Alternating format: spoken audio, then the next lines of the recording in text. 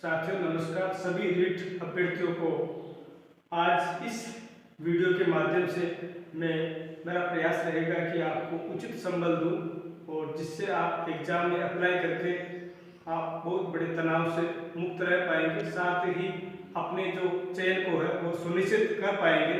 क्योंकि हम जानते हैं कि अब तक जो हमने पढ़ा है वो सब अलग बात है और अब हम उसको 3 घंटे या 2.5 घंटे के एग्जाम में किस प्रकार से बिना तनाव के, बिना दूसरी बातों से प्रभावित हुए किस प्रकार से उसको एप्लीकेशन में या अपने उस कार्य रूप में परिणत कर सकते हैं। तो आज हम देखेंगे कि हम एक दिन एग्जाम से एक दिन पहले क्या करेंगे।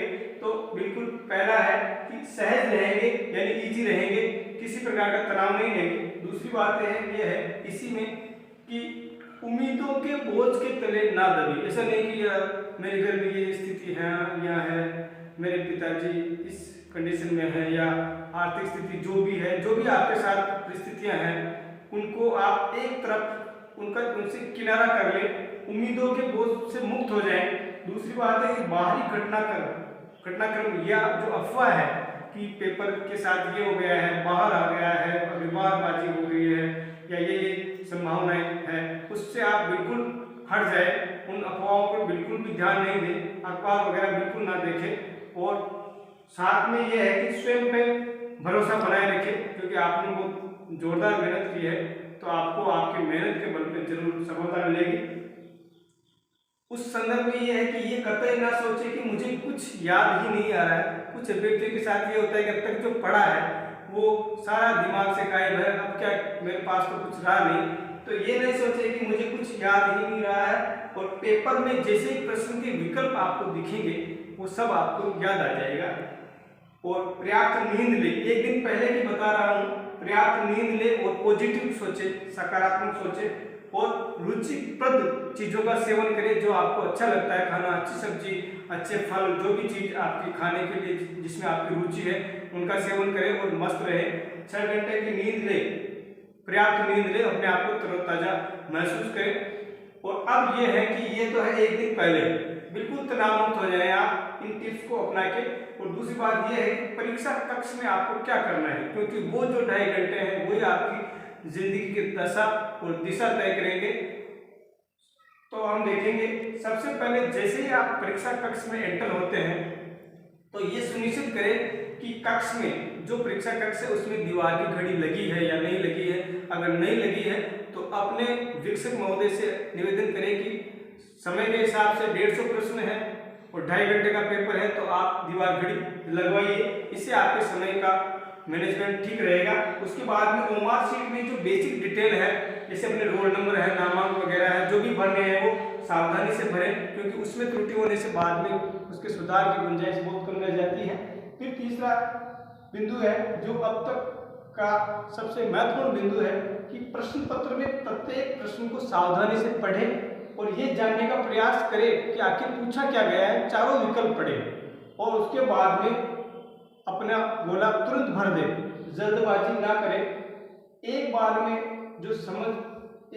उत्तर अगर आपको समझ आ गया है तो उसमें आप सवाल को तुरंत कर उसी समय गोला भर दे, उसको उस काम को पेंडिंग ना छोड़े, क्योंकि समय की हमारे पास कमी रहेगी।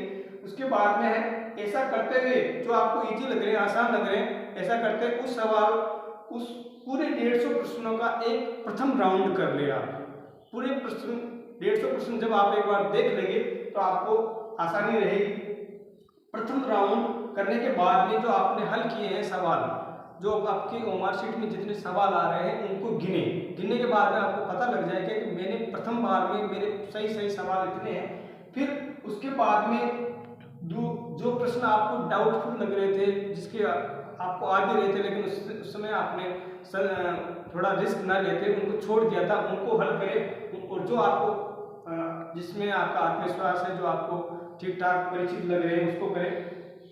और उनको देखते प्रश्न पत्र का सेकंड राउंड आप पूरा कर ले। सेकंड राउंड करने के बाद में फिर अपने ओमार शीट में गोले वापस गिने कि अब कितने गोले हो गए हैं, और उनको गिनने के बाद में साथ में यही समय लगातार देखते रहे, समय लगातार देखते रहे भाई कितना समय हो गया। 2 राउंड के बाद में आपको अपने पेपर का स्तर कैसा है उसका मोटा मोटा अनुमान हो जाएगा। और मोटा मोटा अनुमान होने के बाद में आपको, अगर आपको लगता है कि यार मुझे थोड़ा और रिस्क लेना है, तो थर्ड राउंड में आवश्यकता अनुसार रिस्क लेना ही है। अगर आपको लगता है कि पेपर इजी है या जो भी है, और धैर्य बनाए रखें, साथ में ही जल्दबाजी ना करें और अपने प्रश्नों को वापस टटोल ले। हो सकता है कि जो आपको कुछ समय पहले डाउटफुल लग रहा था, कठिन लग रहा था, वो आपको अब समझ में आ जाए और उसको आप कर सकें। तो इस प्रकार से थोड़ा रिस्क लेते हुए, थोड़ा मैनेजमेंट बैठाते हुए, अपने गोलों को गिनते हुए आप इस प्रकार से अगर करेंगे और आत्मविश्वास धैर्य के साथ उस 2.5 घंटे को आप मैनेज करेंगे, तो निश्चित रूप से आपको सफलता मिलेगी। और अब तक जो आपने मेहनत की है उसका सिर्फ इस 2.5 घंटे में आप जो निचोड़ है, आपके पास जो चेतना का पुंज है, ज्ञान का जो पुंज है, उसको आप आलोकित कर सकेंगे। सभी अभ्यर्थियों को बहुत बहुत शुभकामनाएं।